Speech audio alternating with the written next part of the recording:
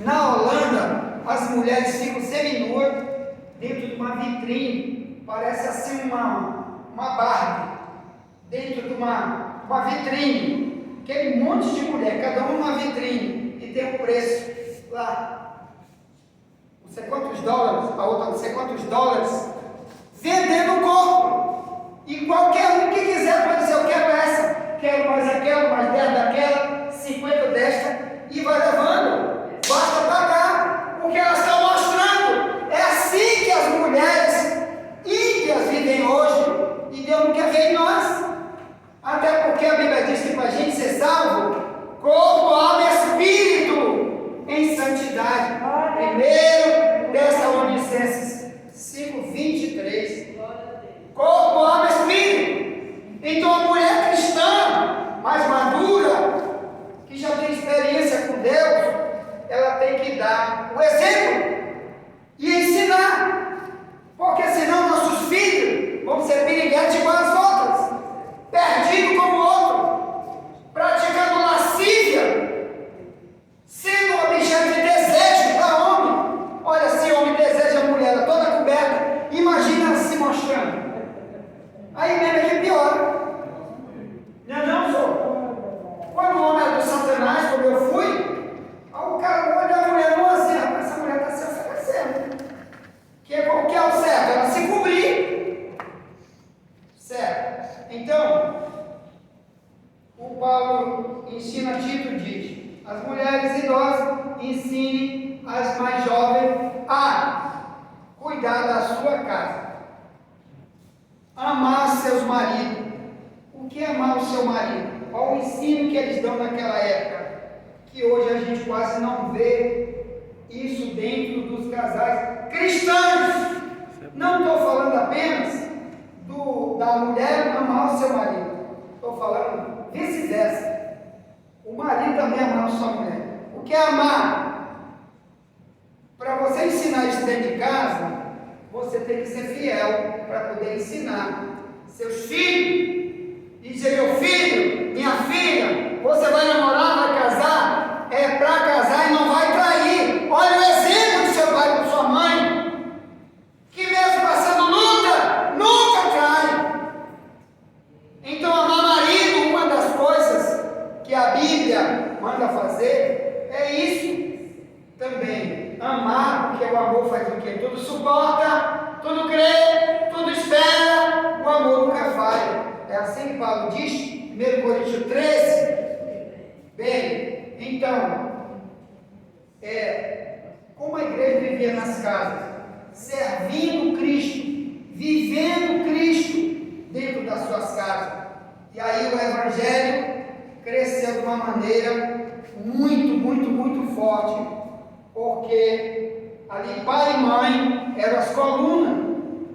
Hoje a gente vê nas famílias uma desconstrução do cristianismo, às vezes até dentro de algumas casas que dizem que são cristãs. Por exemplo, a mãe diz, meu filho, não faça isso, é errado. Aí o pai vem e desmancha. Ou vice-versa.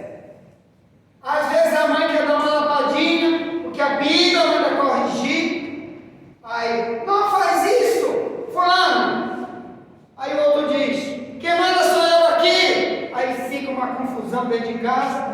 E filho, está vindo esse tiroteio doido, está dizendo, eu quero igreja para quê? Eu quero Deus para quê? Se esse Deus não mudou nem vocês, para que eu vou querer essa religião de vocês? Porque a Bíblia diz, tu que ensina os outros, por que tu não ensina para ti mesmo? Romanos 2, 22 a 24. Tu que ensina os outros, porque primeiro tu não ensina para ti. 2, 18 a 24. Pode botar desde o verso 18 até o 24. Então, meus irmãos, o exemplo tem que vir de nós.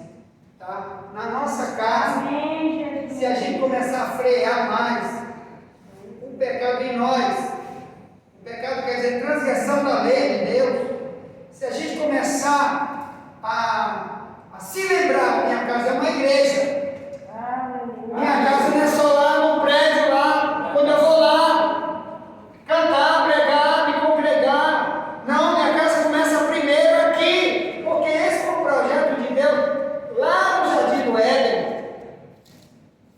Você lembra quando Deus fez pela primeira vez com Adão e Eva?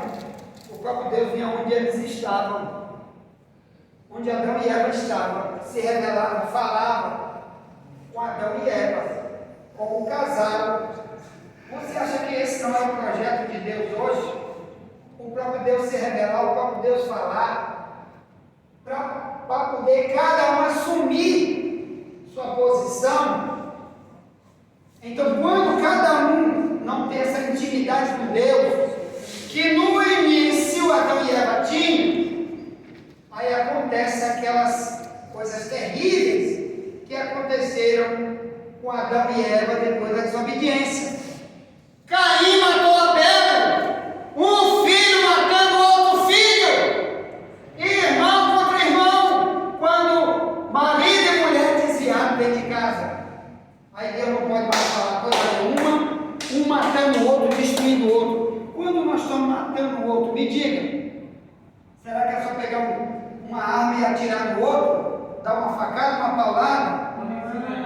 Hein? Ensina errado, é um conselho errado. Entendeu? É um estilo de vida falso, um irmão para o outro. Ele está matando o outro, destruindo o outro. Então, servir a Deus em casa é muito difícil, porque você vai ter que tirar a tua máscara, entendeu? Porque aqui é fácil, mas que nem aquela história daquela música: mamãe, vamos morar lá na igreja. Ah, é? Tu te lembrou dessa música? O pequeno chega com o colchão dentro da igreja e diz para o pastor: senhor, nós vamos morar aqui dentro da igreja. Por quê? Porque lá em casa, papai é o Satanás lá em casa. Mas aqui ele dá glória a Deus, aleluia. Ele chama todo mundo de irmão, abraça, beija todo mundo. Aqui ele é crente. Lá em casa o Satanás se apodera dele. Ele chama palavrão. Ele não respeita. Lá em casa não tem negócio de oração, coisa nenhuma. Ninguém é bebida, lá é coisa do diabo lá em casa. Então eu vim morar aqui na igreja, porque aqui é melhor para nós, aqui todo mundo é crente. Ele é quase crente, né, pastor? É quase crente. Na igreja ele é ovelha, em casa ele é Satanás. Em casa ele é um bode e na igreja ele é um crente. Né? Bem, vamos lá. Amém? Que horas já são? Amém? Continue. Agora que é 7 horas, então nós vamos estudar ainda. Amém? Então, olha o que Paulo fazia. Olha o interesse de Paulo pelas casas. Faz uma minha vai mandar trazer 50 pães e um café. Traz aí 1000 pão que nós vamos até de manhã. Bora lá, já tem o pão aqui, o pão da vida. Jesus na palavra. Amém? Olha aí. Atos dos Apóstolos, capítulo 21, né? Capítulo 21, o verso 19. Deixa eu ver se é isso aí. Não, é o capítulo 20. O capítulo 20, 19. Que a gente até gravou um vídeo para a escola de líderes com esse versículo, explicando esse versículo. Achou aí? 20, 19 de Atos? Isso, continua aí, vai lá. Ele vai ler aqui o guerreiro que vai para o céu. Atos 20, 19 em diante. Servindo ao Senhor com toda a humildade e com muitas lágrimas e tentações que, pelas ciladas dos judeus, me sobreviveram. Como nada que útil seja, deixei de vos anunciar e ensinar publicamente e pelas casas. Continua. Testificando tanto aos judeus como aos gregos, a conversão a Deus e a fé em nosso Senhor Jesus Cristo. Tá, mas aí já são que horas? Está dizendo que é uma vez para Deus. Então, 5:09, tá bom, já a gente vai. Tá. Então, Paulo, ele ensinava no público e nas casas a conversão ao Senhor Jesus. Então, olha qual era o costume de Paulo. Ele tinha 2 locais onde ele pregava. Se ele chegava numa rua, ele pregava. Ele chegava em qualquer lugar, ele pregava. mas também ele pregava nas casas. Que casa? Onde já tinha pessoas que estavam ali recebendo o Evangelho e já tinha cultos naquelas casas, então ele ia para ali para fortalecer com o ensino e com o testemunho dele. Então nós, por exemplo, aqueles que já são líderes na igreja, obreiros na igreja, será que a gente também não entende que a gente está sendo desafiado para também ir para essas casas para pregar a conversão ao Senhor Jesus, e principalmente começando na nossa, olhando para a nossa casa, vendo a dificuldade que a gente já tem em nossa casa? Nós já temos um monte de problema dentro da nossa casa, porque a gente foge de assumir o nosso papel de cristão na nossa casa, servindo a Deus na casa como era a igreja primitiva.